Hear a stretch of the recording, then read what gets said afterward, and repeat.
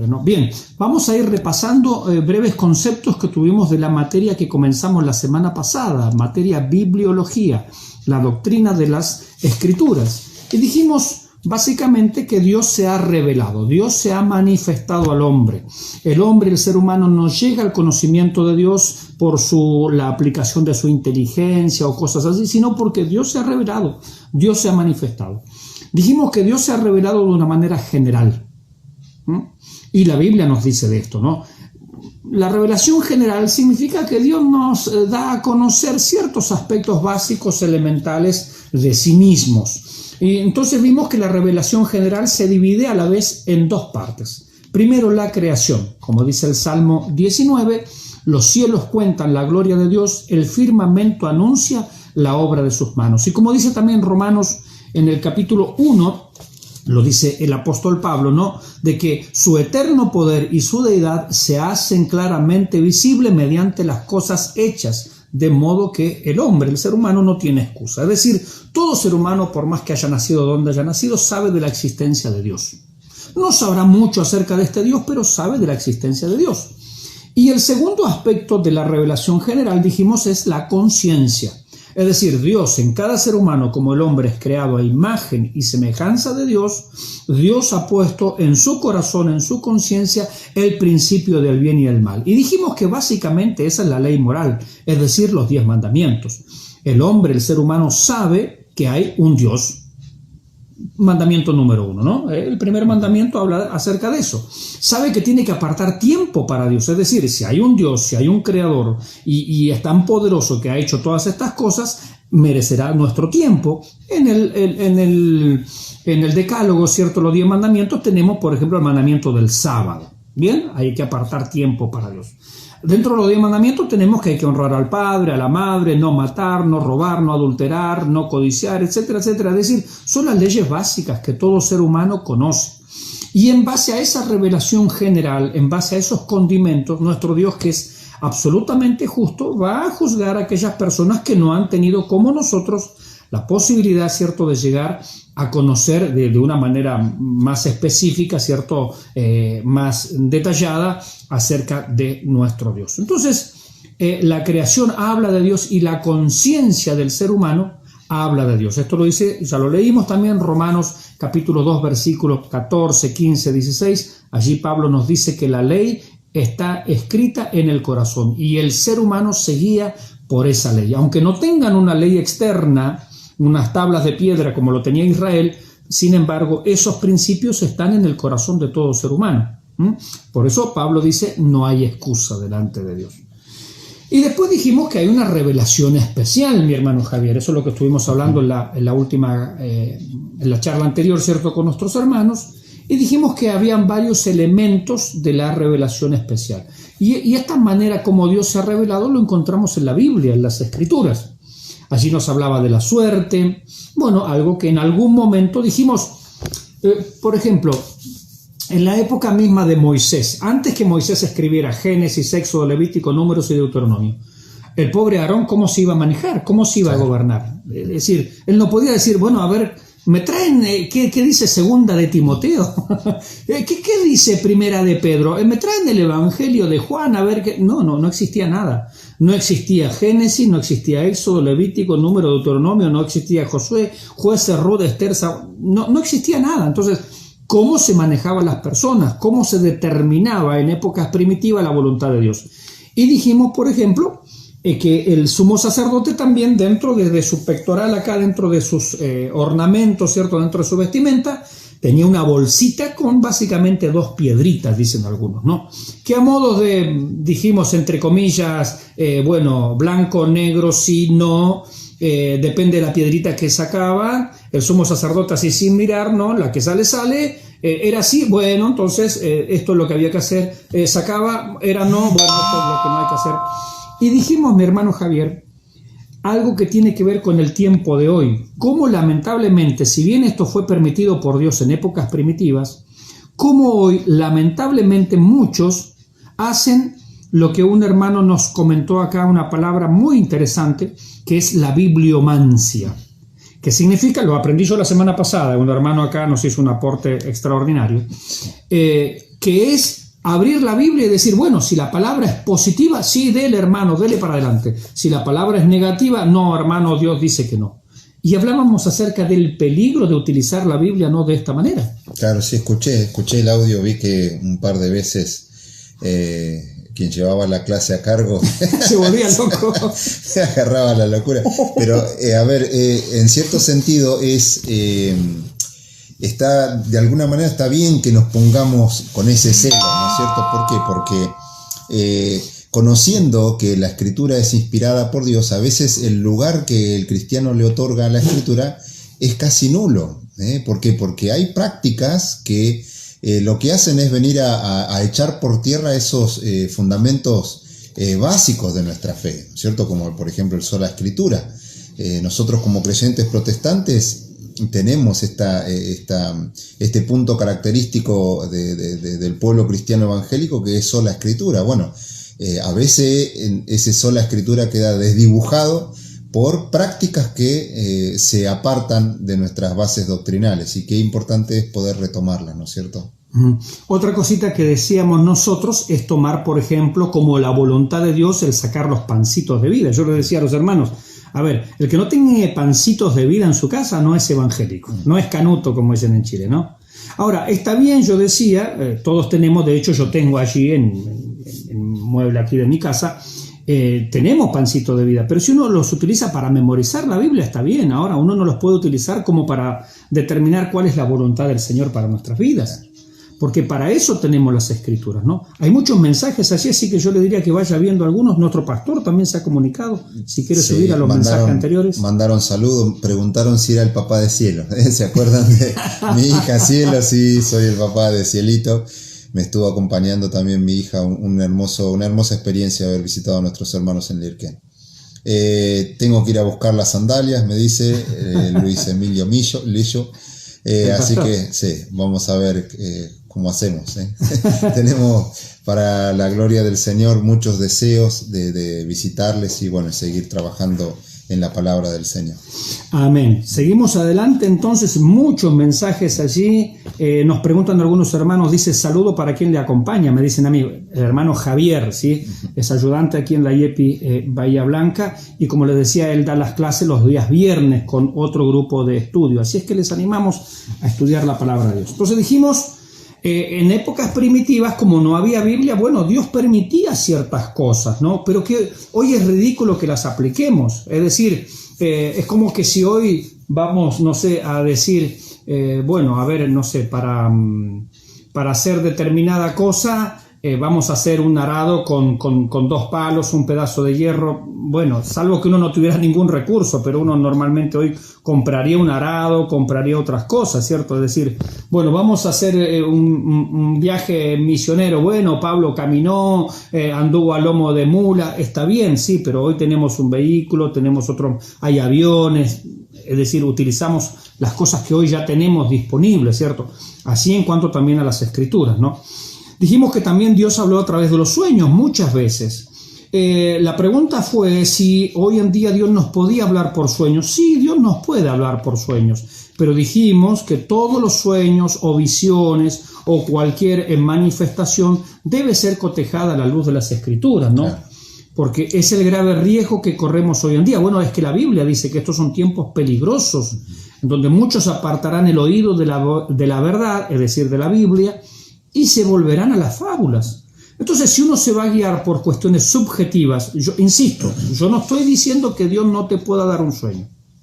No estoy diciendo que nadie puede tener una visión. No estoy diciendo eso. Lo que estoy diciendo es que son cosas de muchísimo cuidado, porque para algo Dios hoy nos ha dejado las Escrituras. Y esa es la palabra profética más segura a la cual hacemos bien en estar atentos, ¿sí? Ahora, usted sabe, mi hermano Javier, que Dios volverá, sobre todo en la época de la gran tribulación, cuando la iglesia ya no esté, a utilizar el tema de sueños y visiones, porque está profetizado, claro, ¿no? En el libro del profeta Joel.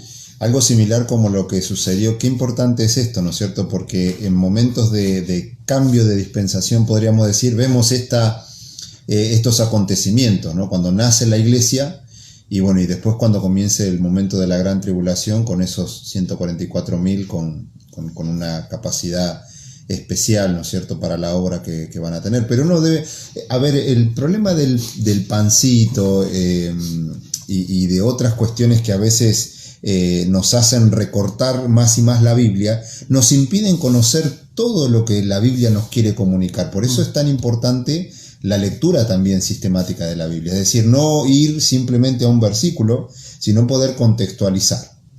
Entonces de esa manera uno va comprendiendo y asimilando mejor lo que Dios quiere comunicar. Es por esto que a veces uno dice, bueno, pero José tuvo un sueño.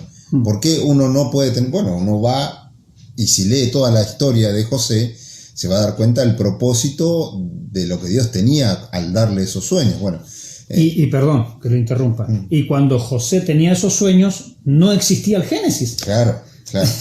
Otra vez caemos en lo mismo, porque cuando se escribe el libro de Génesis, lo escribe Moisés por inspiración divina, ¿cierto? Luego vamos a ir a la inspiración.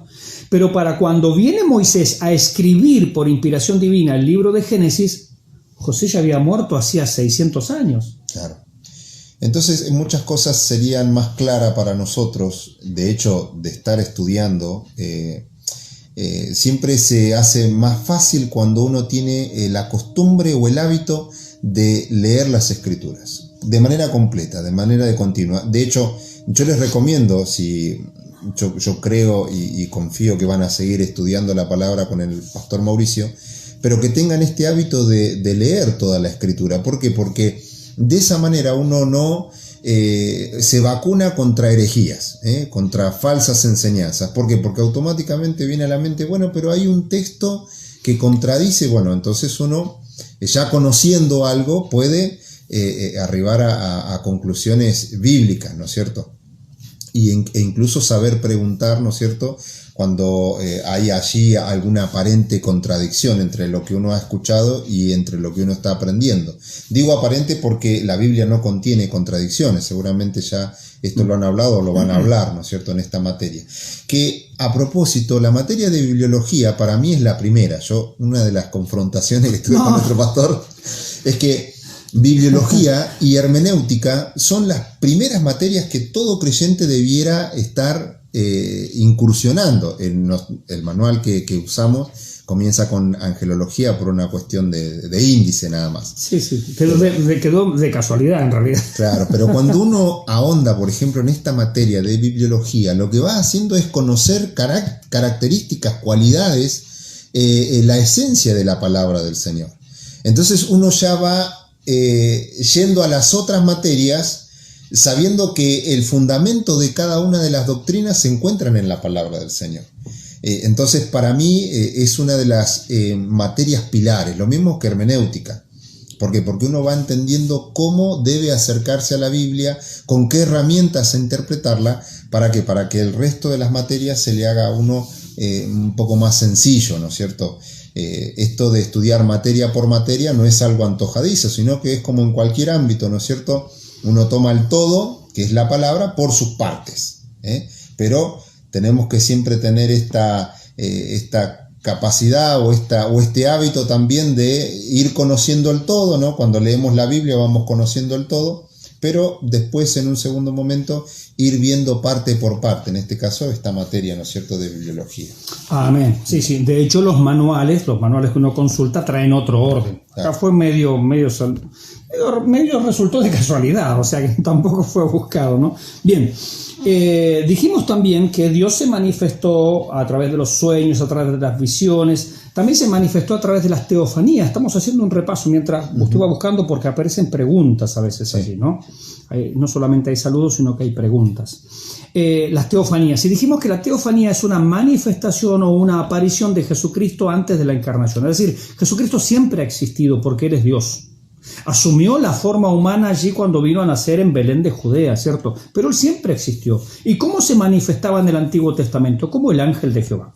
Es decir, cada vez que nosotros vamos a la Biblia y tomamos el ángel de Jehová, se apareció, no sé, a Josué, o a Manoa, o a fulano, o a Mengano, o a Sutano, lo que sea, bueno, tenemos que entender que es el Señor Jesucristo en tiempos del Antiguo Testamento que se materializaba, ¿cierto? Se aparecía. Y dijimos que eso es justamente lo que nosotros conocemos y leemos en las Escrituras como el ángel de Jehová. Acá la hermana Elena Carrillo pregunta, no entiendo cómo José murió y después Moisés escribe Génesis. ¿Vieron? ¿Se dan cuenta? Es bueno. Porque, a ver, tenemos que entender esto. Cuando Dios creó el cielo y la tierra, no había nadie escribiendo esa historia. Vuelvo a repetir. Cuando Dios creó el cielo y la tierra, no había ningún reportero, no habían diarios, no estaba Moisés así con la lapicera. Espera, Señor, que escribo aquí en el rollo. No. Cuando Dios hizo eso, nadie lo escribió. Nadie lo escribió. Cuando Adán fue creado, nadie lo escribió.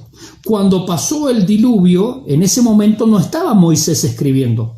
La Biblia dice claramente que el Génesis, el libro de Génesis, acuérdense que es el libro de Génesis, o rollo en aquel momento, Génesis, Éxodo, Levítico, Números y Deuteronomio, los escribió Moisés. Pero Moisés es del año 1450 a.C. Cuando Moisés nace, ya había pasado la historia de José, la historia de Jacob, había pasado la historia de Isaac, ya había pasado la historia de Abraham. Hacía por lo menos 800, 900 años, ya había pasado la Torre de Babel, ya había pasado el diluvio, ya había pasado todas esas cosas, y Dios ahora a Moisés le comienza a relatar con detalles. Seguramente había una tradición oral, ¿cierto? Había información que se transmitía oralmente, pero con detalles Dios le comienza a dar revelación a Moisés, y Dios le ordena a Moisés, escríbelo. Y ahí surge que él empieza a escribir. Entonces está Moisés, imaginémonos Moisés allá en el monte Sinaí, allá arriba, y Dios revelándole cosas, diciéndole cosas, que tal vez él había oído alguna historia, algo parecido, pero no, tal vez no era exactamente así como habían sucedido las cosas. Entonces Dios le dice, escríbelo. Y entonces ahí se sienta Moisés, agarra allí un rollo, ¿cierto? Un rollo de cordero, de camello, de lo que sea, y comienza allí a escribir, ¿cierto?, sobre ese rollo. Y él le pone allí, vamos a suponer, entre comillas, le pone Génesis. Y entonces empieza a escribir allí lo que Dios le está revelando. Pero cuando Dios le está contando esto a Moisés, la creación ya había pasado hacía siglos y siglos. De hecho, cuando José, porque mi hermana me pregunta por José, cuando José entra en Egipto y muere en Egipto, la Biblia dice, y se levantó un faraón que no conocía a José ni a su historia. Y cuando nace Moisés, ya pasaron 400 años de maltrato y de esclavitud. Es decir, que entre la muerte de José y la aparición de Moisés, hay mínimo 430 años, mínimo. Yo lo redondeé a 600, tal vez en realidad hay 500, no importa, o sea, el caso está el número redondeado, ¿no? Y esto es algo que tenemos que entender nosotros. Por eso cuando nosotros decimos, mirá los errores que cometió, vamos a suponer, Jacob. Jacob no tenía la Biblia. Cuando Jacob existió, Moisés todavía no nacía, y Moisés es el que escribe el libro del Génesis. Por lo tanto, él no podía decir, bueno, dice acá el Génesis en el capítulo 8. No existía el libro del Génesis. No existía el libro. Es interesante tener en claro ese punto. Sí. Y además, otra de las cuestiones, el libro de Génesis ha sido uno de los libros más atacados por la crítica. Nosotros como creyentes creemos que la Biblia, no solamente porque el Pentateuco dice ser escrito por Moisés, sino porque el Señor Jesucristo también él hablaba de los escritos del Pentateuco como escritos por Moisés. Entonces toda la Biblia se va confirmando cuando también el apóstol Pablo habla, ¿no?, de las escrituras, de la ley escrita por Moisés, y bueno, la misma escritura se va confirmando a sí mismo. Y de hecho también la historia va confirmando la veracidad del Génesis. Amén, amén. Así es la cuestión. Por eso fíjense qué importante es ir teniendo cada cosa en su lugar, en su casillero. Entonces uno va entendiendo la Biblia. Yo les digo una experiencia que a mí me pasó en mi época de estudiante, que para mí fue fundamental. Poder entender la Biblia, por lo menos de qué trata cada libro. desde Génesis, tener Éxodo, a ver, ¿de qué va tratando? Porque uno va hilvanando la historia. Un panorama. Claro, un panorama, exactamente, lo que se llama técnicamente introducción al Antiguo Testamento, ¿cierto? Bien, pero tener un panorama, justamente, esa es la palabra. Porque uno, normalmente como cristiano, va teniendo historias sueltas, la de Sansón, la de, no sé, la de Elías, la del diluvio, la del cruce del Mar Rojo, alguna otra historia famosa, las murallas de Jericó, pero ¿qué pasó en el medio para llegar de un punto a otro? Eso es lo que normalmente nosotros no tenemos. Cuando nosotros logramos silvanar la historia paso por paso, qué viene primero, después, cómo llegamos a la Torre de Babel, cómo llegamos a Abraham, cómo llegamos hasta el nacimiento de Moisés, qué pasó en el medio, cómo llegamos hasta la caída de los muros de Jericó, es interesante y eso realmente abre la mente. Pero eso es tiempo, ¿cierto?, conociendo la palabra del Señor. No es más que eso. Algo que quiero decir, que seguramente, como a mí me ha pasado y a tantos otros que estudian la palabra del Señor, no sé, como que se queda medio petrificado y decir, wow, es tanto. Pero uno debe comprender que esto es un trabajo a largo plazo. Y bueno, en la medida que uno se va disponiendo y va sentándose para estudiar, cada vez que nuestro pastor les dé una tarea para indagar o para averiguar algo y uno asuma esa responsabilidad, de a poquito vamos a ir creciendo. Cuando uno llega a fin de año, dice, wow, aprendí varias cosas. Y ya el segundo año es mucho más disfrutable, porque uno va pudiendo atar más cabos sueltos, y cuando pasan 3, 4 años uno dice, bueno, ya hay cosas que más o menos voy conociendo, uno puede ya empezar a desenvolverse solo, más o menos, ¿no es cierto? Porque siempre estamos aprendiendo, siempre Dios pone personas, ¿no es cierto?, para que uno se edifique cada vez más y más. Pero a no quedarse, ¿no? Porque a veces uno ve tantas cosas para aprender y se apichona, ¿no? Y quiere abandonar, pero esa no es la idea. La idea es animarnos, estimularnos para que sigamos adelante con el estudio bíblico. Amén. Entonces, hablábamos de las teofanías, cómo el Señor Jesucristo se manifestó muchas veces, ¿cierto?, a través de la historia del Antiguo Testamento. Ángeles, en el Antiguo Testamento hay por todos lados. En el Nuevo Testamento hay, es cierto, o en esta época dispensación de la iglesia hay ángeles, pero no en el grado que actuaban anteriormente. Pero vimos sí que durante la gran tribulación los ángeles vuelven a tener una actuación preponderante, ¿cierto? Así como los sueños, las visiones van a estar nuevamente a full, digamos, en la tribulación, también el ministerio de los ángeles. Por eso cuando vemos Apocalipsis, ¿no?, vemos allí ángeles por todos lados, ¿no?, porque bueno, van a tener un papel muy, muy destacable. También hablamos acerca de los profetas. Dijimos que el profeta era alguien que recibía una revelación de parte de Dios. Y una revelación es algo que nadie conoce, que solamente está en la mente y en el corazón de Dios y que Él lo da a conocer a una persona. En ese sentido dijimos, no hay más profetas. No hay más profetas porque no hay nada nuevo o no hay nada extra, nada que el Señor quiera revelarnos en esta época, en este tiempo. El último que recibió visiones y profecías como revelaciones fue Juan, ¿cierto?, cuando estaba allí en la isla de Patmos, y él las escribe, ¿no? Escribe lo que ves. Otra vez tenemos el mandato del Señor. Entonces, la Biblia que nosotros tenemos no es porque algunos quisieron escribir acerca de Dios, sino es porque Dios los mandó a escribir. Dios les reveló un mensaje que nadie podía saber y Dios mismo los manda a escribir. Como le dice a Juan, escribe lo que ves. Y él, bueno, toma pluma, ¿cierto?, y lápiz, entre comillas, ¿cierto?, contextualizándolo a nuestra época. Ahí dicen algo interesante, ¿no? Y es verdad, yo no lo quería complicar, pero es verdad lo que dice Angelito Pilar. Dice, el libro de Job se escribió antes que el Génesis. Exactamente, es verdad lo que dice Angelito. El único libro que se escribió antes del Génesis es Job, que se calcula que se escribió en la época patriarcal, es decir, en la época de Abraham. O sea que Job y Abraham, lo más probable es que, no sé si se conocieron, pero eran contemporáneos. Sí, pero sí, eso es verdad, absolutamente verdad. El único libro que existía antes de la época de Moisés era el libro de Job. Eso es lo que se cree y es muy probable. Bien, pero volvamos acá. Los ángeles actuaron de esa manera. No, los profetas estábamos hablando, ¿no? Los profetas. Entonces, en el sentido de recibir una revelación de parte de Dios, no hay más. Sí dijimos que hoy lo que podemos tener es una es el don de profecía, que no es lo mismo. El don de profecía, y en el audio anterior, ¿cierto?, terminamos en este punto, no es blasfemar contra el Espíritu Santo, aunque eso pertenece a otra materia, la neumatología, la doctrina del Espíritu Santo. No es blasfemar contra el Espíritu Santo poner en duda las profecías o manifestaciones que hoy se den dentro de la iglesia. No, eso no tiene nada que ver con la blasfemia. Al contrario, lo leímos allí en 1 Corintios, en el capítulo 14, creo que era el versículo 27, ¿no?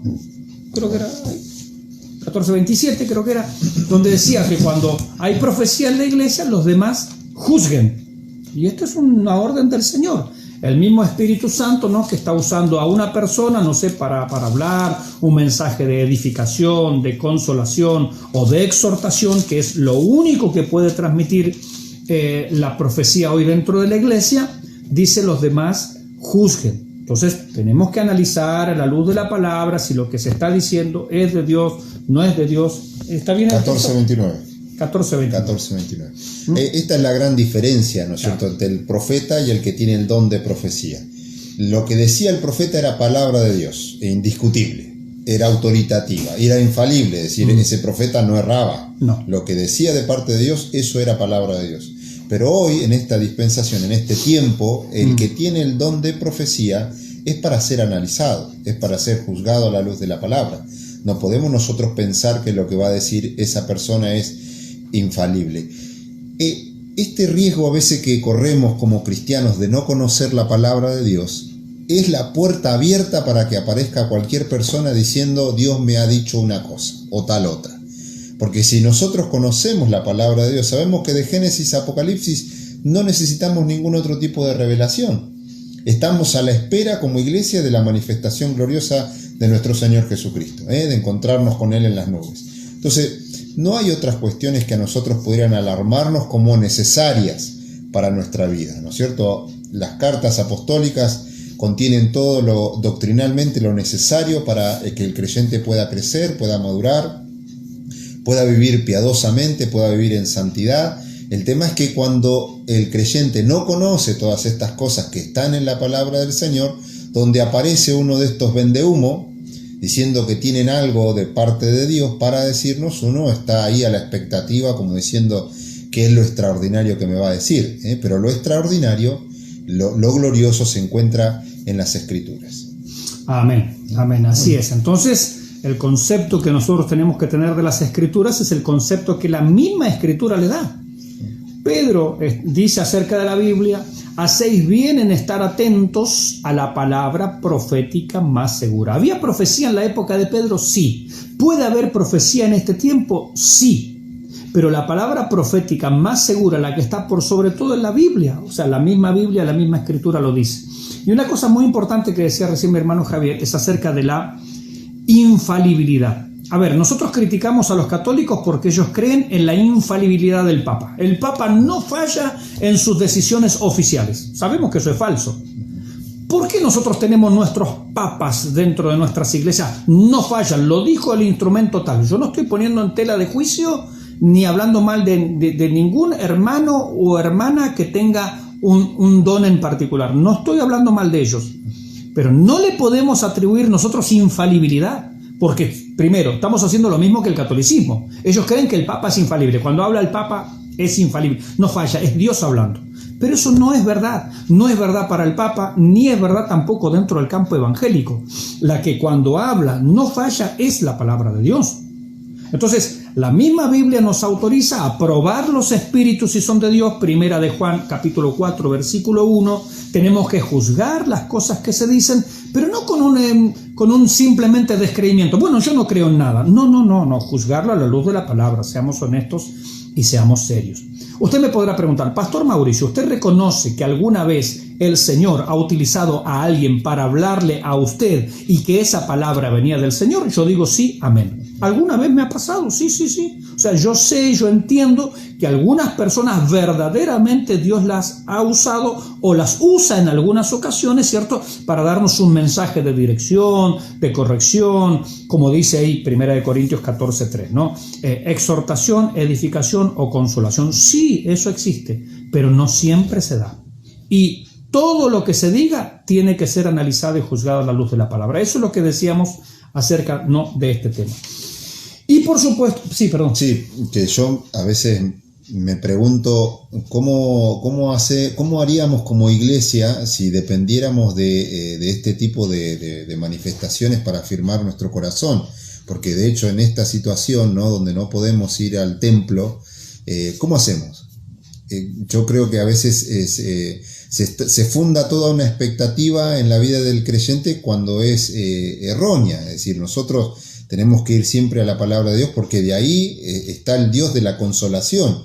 El Dios que nos consuela está en la palabra. Su palabra es para consolarnos, para animarnos. Por eso es interesante. Creo que en este momento se ha puesto por ahí más en evidencia que hay cuestiones que no son tan fundamentales para nuestra vida cristiana como ir a la palabra de Dios. Amén, amén, tal cual, ¿no? Bien, una vez hacíamos, no sé si se acuerdan, mi hermano Javier, una pregunta, yo les hacía a los hermanos acá, si el libro, por ejemplo, de Isaías, que tiene 66 capítulos, nosotros descubriéramos que tiene una profecía falsa, una sola. Vamos a suponer, el capítulo 38 es falso, es una profecía falsa. ¿Podríamos seguir creyendo en los otros 65 capítulos? Y no, ya perdería su infalibilidad. Una sola mentira en Dios hace a Dios mentiroso. Y Dios no miente. Sea Dios veraz, más todo hombre mentiroso. Entonces, Dios no puede mentir. Él no miente, nunca ha mentido ni mentirá. Todo lo que Dios dice es absoluta verdad. Y eso lo tenemos únicamente garantizado en la Biblia. Fuera de eso, no hay garantías. No hay garantía. Por eso no creamos en la infalibilidad. Que Dios, otra vez, lo vuelvo a reiterar porque insisto. Usted lo sabe, mi hermano Javier. He sido tildado muchas veces que el pastor Mauricio no cree en el mover espiritual. Eso es falso. Ya estoy cansado de desmentirlo. Lo que digo es que tenemos que tener cuidado a la luz de las Escrituras. Nada más que eso, ¿no?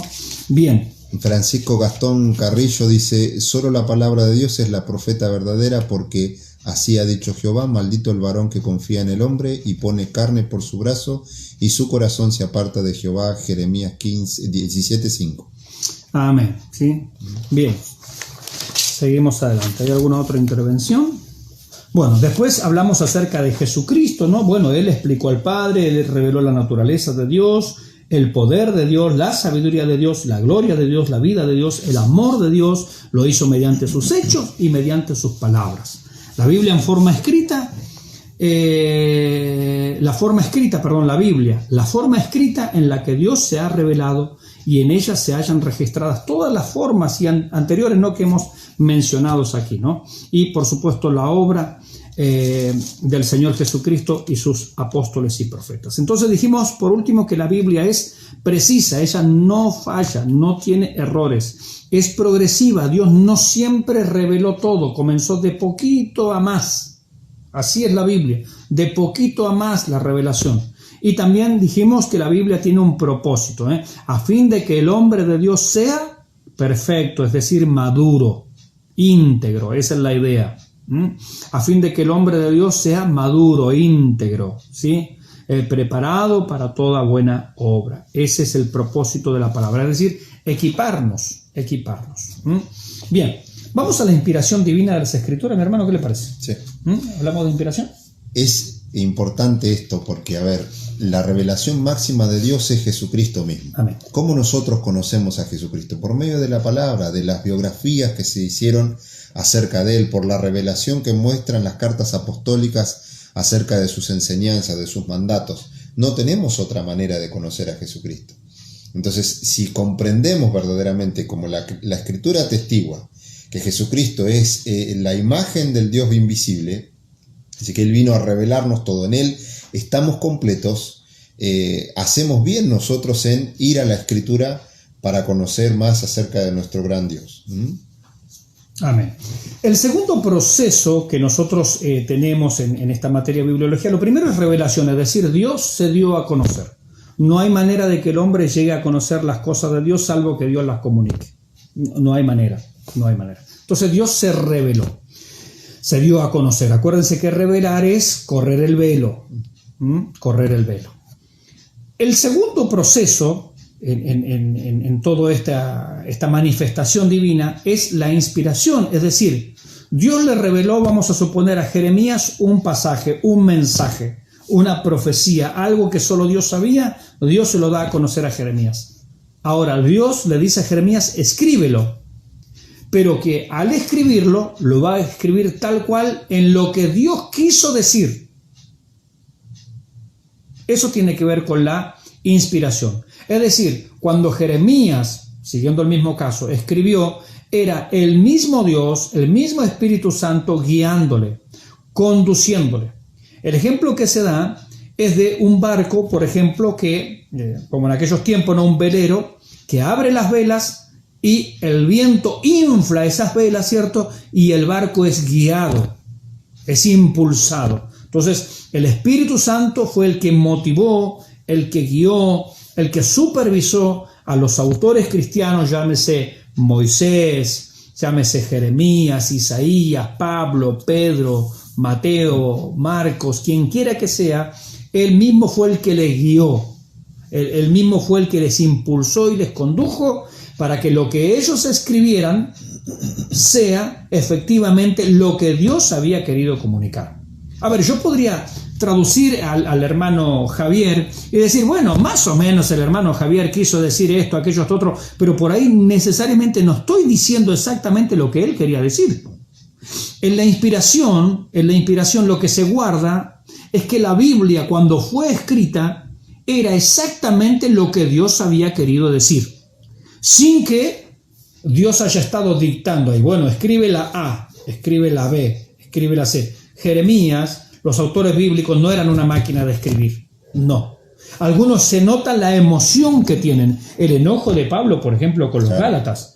Cuando Pablo se enoja al escribir, les dice, oh Gálatas insensatos, ¿quién os fascinó para no obedecer a la verdad? Pablo está con enojo escribiendo eso, está con un poco de rabia, viendo que los hermanos de Galacia se habían apartado rápido de la fe. Y por otro lado lo tenemos a Juan escribiendo, hijitos, este mandamiento os escribo para que no pequéis, pero si alguno hubiere pecado, abogado tenemos para con el Padre, a Jesucristo. Es otro tono. Sí. Y yo pensaba en esto, usted hablaba de que la imagen de la inspiración podría observarse en un velero que es guiado, que es impulsado, pero también podemos decir que es arrastrado, tal vez pienso yo en Judas, por ejemplo, ¿no es cierto? Judas que iba a escribir sobre una cosa, pero escribe sobre otra. De alguna manera allí el Espíritu de Dios, en la inspiración sobre ese hombre que escribe, esa doble autoría, ¿no? Que también ese es otro concepto técnico, ¿no es cierto?, acerca de la inspiración, una doble autoría, donde el hombre escribe con sus cualidades, ¿no es cierto?, esto que decía nuestro pastor, y a la vez allí un resguardo, una contención, una guía, una protección, un examen, una supervisión del Espíritu de Dios sobre cada uno de los hombres bíblicos. Amén. Para que lo que ellos justamente hayan escrito, ¿cierto?, sea el mensaje del Señor. Mi hermano Javier se refiere a la carta de Judas, que tiene un solo capítulo, ¿cierto? Porque en el versículo ahí 3, Judas va a decir, bueno, yo les quería hablar acerca de la salvación, pero me ha sido necesario decir, me vi en la necesidad de escribirles que defiendan la fe, que contendáis ardientemente por la fe. Entonces ahí vemos la guía del Espíritu Santo. Él decía, yo quería escribir de otras cosas, pero sin embargo el Espíritu Santo desvió mis intenciones y no les escribo acerca de la salvación, que era mi idea, que era mi opinión, que era mi sentir, pero el Espíritu me guió y les escribo para que defiendan la fe. ¿Por qué? Porque hay hombres que han entrado encubiertamente por la puerta de al lado, significa, han entrado solapadamente o por la ventana, diríamos nosotros, y se han mezclado entre nosotros hombres libertinos, ¿no?, que convierten la gracia de Dios justamente en libertinaje. Entonces ahí vemos la guía del Espíritu Santo, ¿no?, en todo lo que se va a hacer. Bien, vamos a leer un poquitito acerca de nuestro manual. Punto número 3, la inspiración divina de las Escrituras. Una declaración doctrinal que debería constar en nuestros manuales, en nuestra declaración de fe, por ejemplo, sería: creemos en la inspiración verbal, plenaria, infalible y de inerrancia ilimitada de la Biblia. ¿Qué definición? Parecen palabras extrañas, pero no lo son. No estoy hablando en lengua. Vuelvo a leer.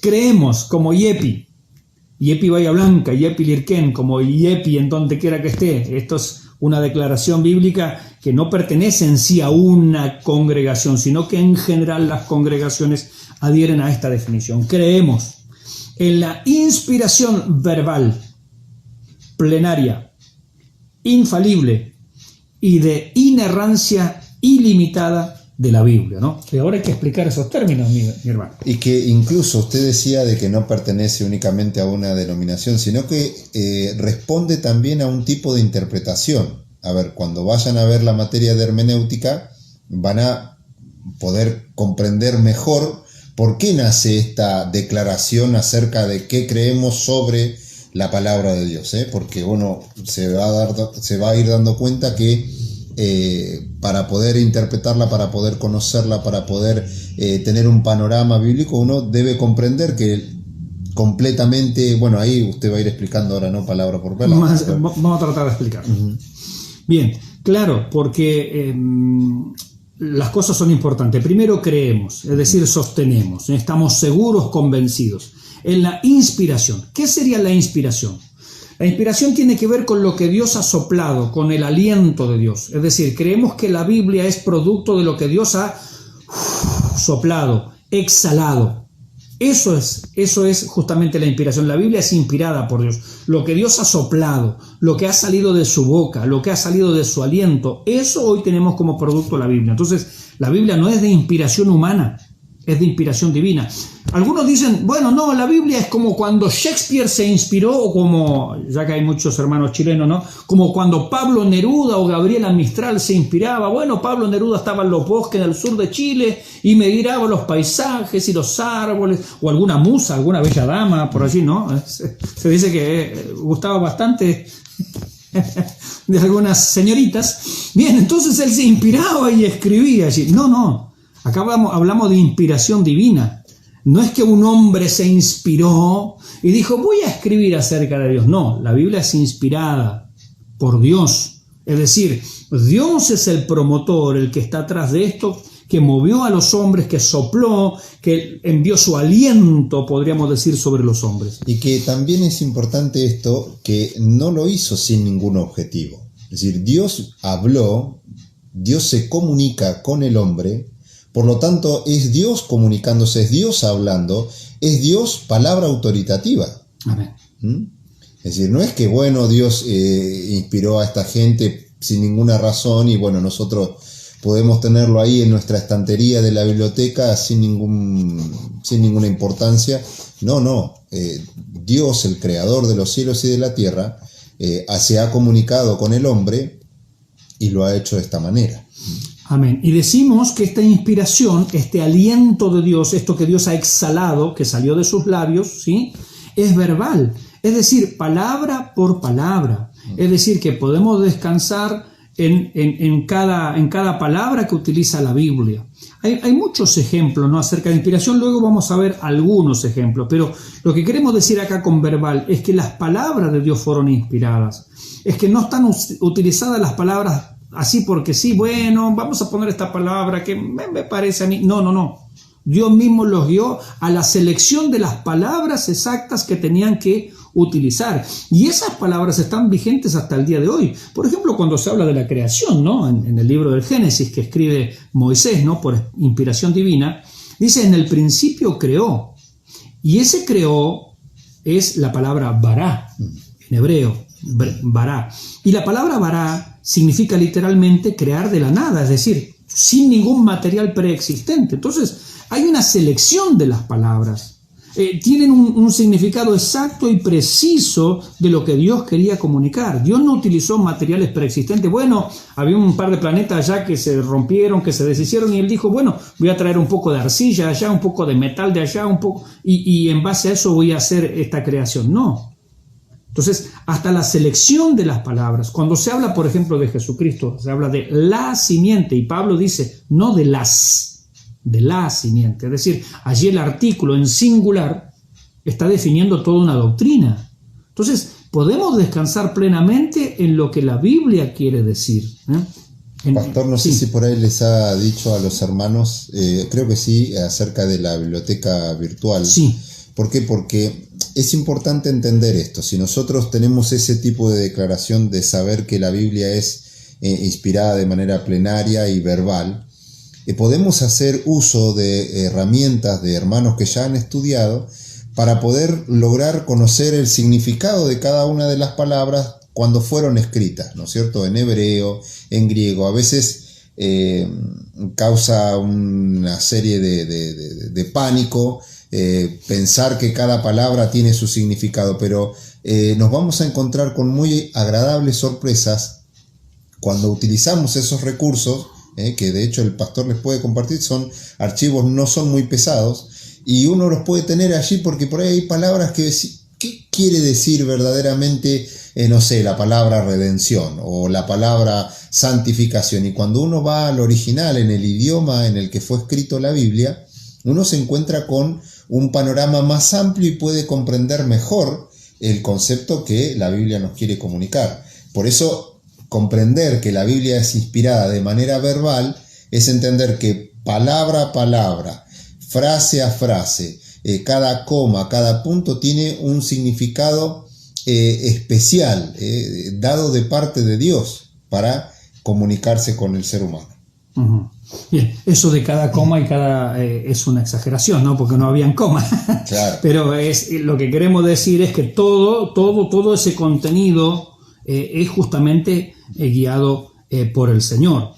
También decimos que es plenaria, es decir, toda la Escritura es inspirada por Dios. Y esto es importante recalcarlo, porque hay iglesias, lamentablemente, que no creen en que todo es inspirado por Dios. Dicen, bueno, la parte doctrinal es inspirada por Dios, pero los milagros y esas cosas, ciertos acontecimientos históricos que nombran, no, bueno, allí hay errores, allí hay cosas que no, en realidad no son inspiradas, no, Dios no las dio, son cuestiones acomodaticias. Bueno, lamentablemente hay iglesias, ¿no?, que tienen esas posturas, pero en cambio nuestra postura es plenaria, es decir, desde Génesis 1:1 a Apocalipsis capítulo 22, versículo 21, que es el último, toda la Escritura es inspirada por Dios, absolutamente toda. Por eso es plenaria, absolutamente plena, está guiada.